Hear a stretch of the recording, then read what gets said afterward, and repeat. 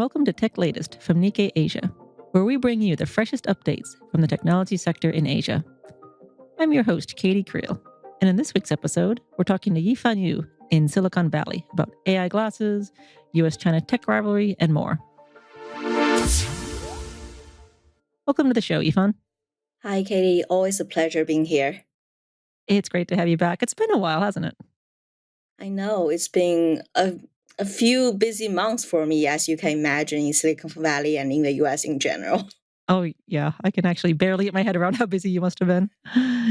So in our latest example of everything old is new again, this week we're looking at smart glasses. So I think everyone remembers Google made an ill-fated stab at this segment, back in the early 2010s with Google Glass. I remember there was much derision and jokes about it. And eventually it discontinued the line in 2023.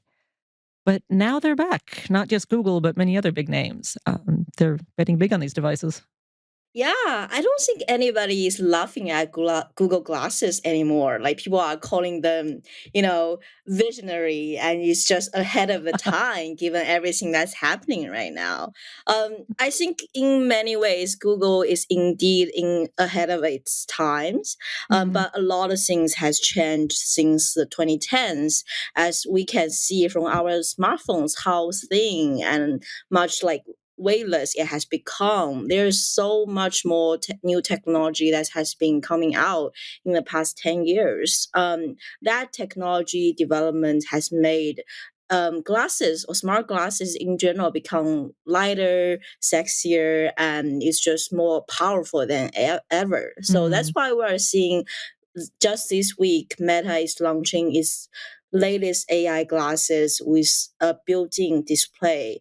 And it's the first in the US that has a display in your glasses that you can see the other person you are calling. You can see the map directions just on the right side of the glasses frame. But Meta will no longer be the only one soon, because Google and Samsung will be launching their own later this year, along with Apple and many others joining the race soon. Yeah, that's so Star Trek. Yeah, I know, right?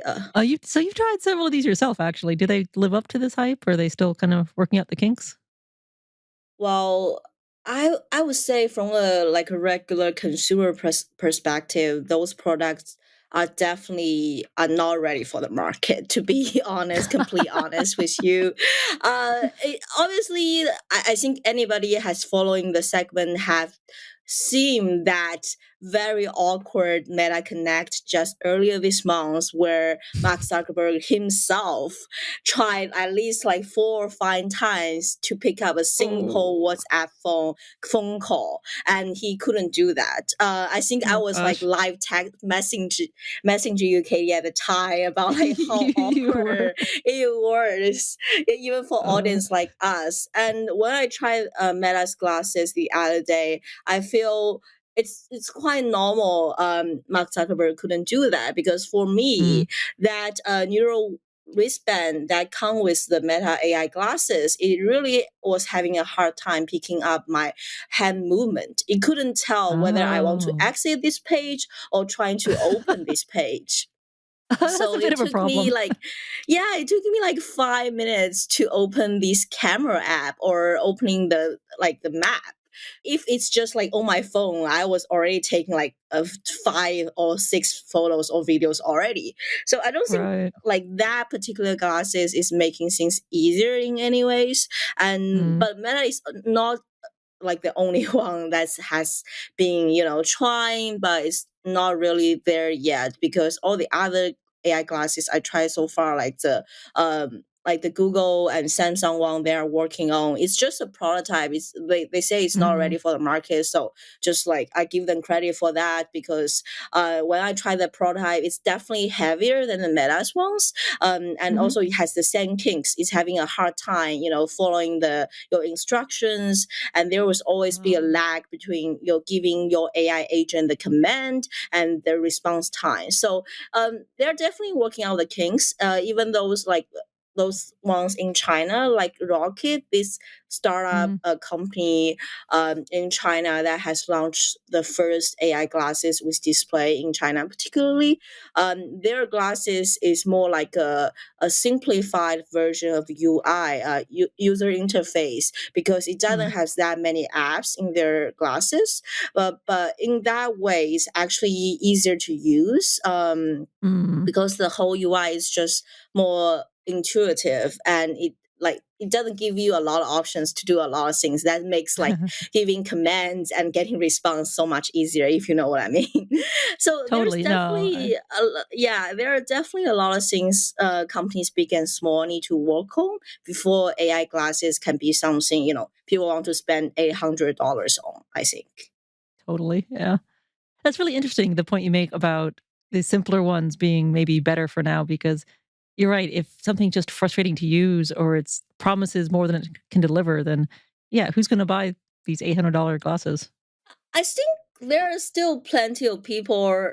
No, I can't like disagree with that, Mm, because in a lot of people, a lot of technologies, there's always going to be the mm. early adopters that help the company to work out the kinks and That's iteration true. of better products. And there is mass Right. consumer market like us, right? So at Yeah. Meta Store just the other day during the first day of launch, like there are Mm, actually quite a lot of people waiting outside and queuing up to get in and try the glasses and even buy them like on the spot. I heard these like really interesting anecdotes. That's like a visitor from Netherlands, like because it's the cool. first day of launch and the Meta Store has like one pair per person rule.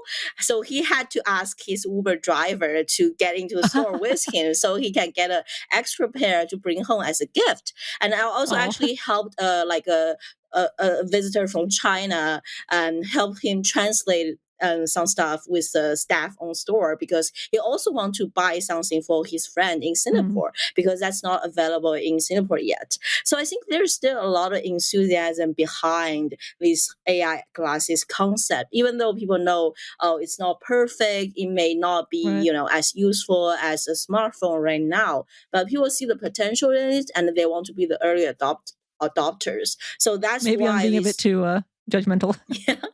No. I think that's Yeah. fair for regular consumers like Yeah. us. I would not want to splurge $800 on this thing at all right now.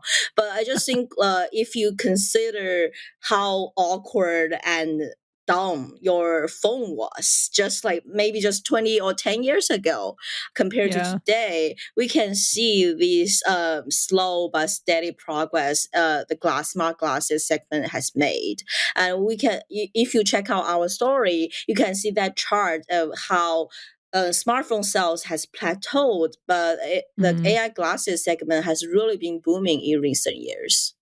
And I guess about the kind of usability and user interface, I don't remember anymore when my first experience with a smartphone, but surely that wasn't completely intuitive either. So there's always going to be some learning curve for new tech.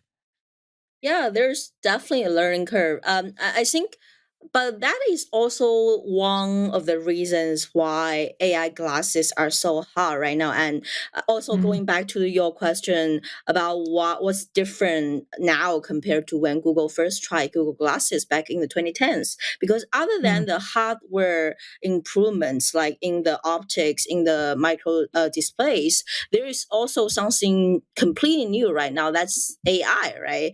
Like we had this generative AI of course. boom in the past few years, and that's something the Google Glasses didn't have, even though Google has been working on AI for much longer. But with this AI, it actually gives your glasses a much more easier way to interact with the users. You can just consider it as a friend on your head, on your ear. You just talk to them and give them command. Of course, that's the ideal scenario. Now, the AI agents and AI, all AI assistants on the glasses are not like your friend or smart at all. But in the Yeah. future, that's a goal with with AI models becoming better and the processing powers on those glasses become more powerful, and hopefully we're going to have our own device AI agent that can understand most of the commands and help you with daily tasks. At least like right now, I think it can give you directions to some places nearby or tell you the weather. That's already like much easier to use than you have to click some buttons somewhere on your phone or on the glasses. So it's interesting, and I think that kind of goes some way to explain the fact that the shipments right now, they're still tiny. It's 5 or 6 million a year compared to a billion units a year for smartphones. But Chinese and US companies are both really committed to making this new device, this new segment really work. And I assume part of that is as a way, not that AI is making it possible, but they want the devices to make AI more kind of part of your daily life. Yeah, that's totally fair. I think I like to going back to the Apple analogy or smartphone analogy. Like imagine in the early 2000s when iPhone first came out, it doesn't just Mm, change like how much revenue Apple has made on the hardware aspect. It also changed like Apple as an entire company. It becomes a hardware and software company. Like today, I think Apple service that's including iCloud, all these Apple Store revenue Apple makes every year is actually the mhm. highest growing business segment under Apple. That just shows you if we believe AI does have the potential to become the next like internet age, just like how smartphone changed the internet world for us in the early 2000s. For if we believe AI does have that potential, all the big companies want to be the next Apple that has the hardware and software ecosystem.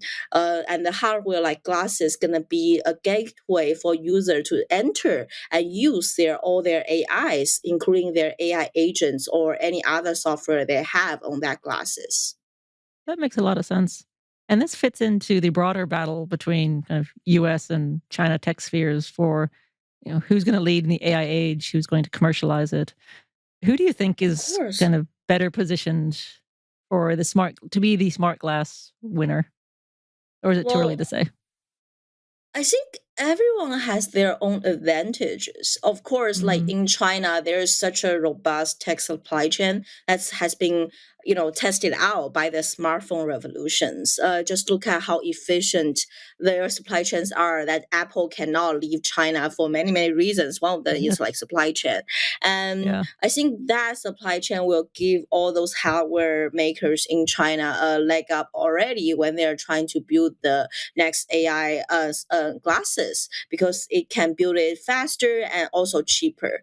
At the same Mm, time, I think the US does have a lot more advantages in terms of the fundamental AI research and the models, especially if we are talking about global markets, not just the domestic market. You do need a mm. model that's accepted by most part of the world and has the language Ah, ability, not just like English or Chinese.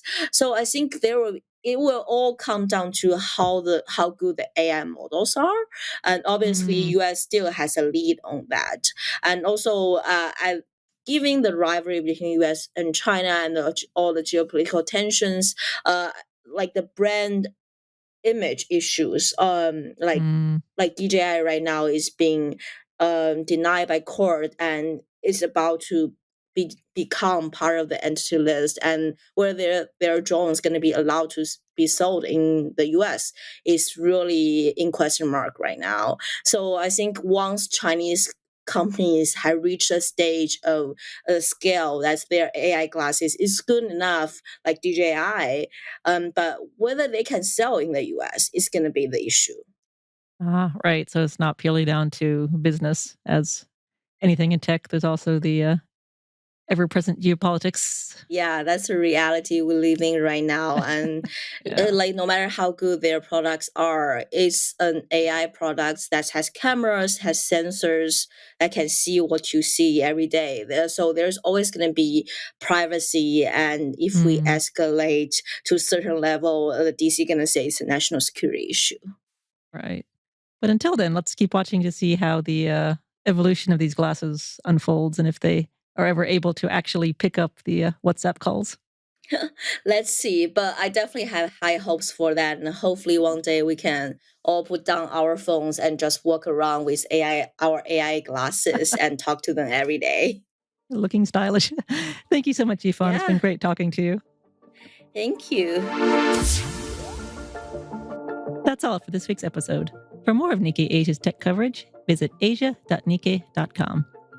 You can also subscribe to our weekly Tech Asia newsletter, which will be delivered to your inbox every Thursday. Thanks again for listening, and check back with us next week for more updates on the tech trends that matter.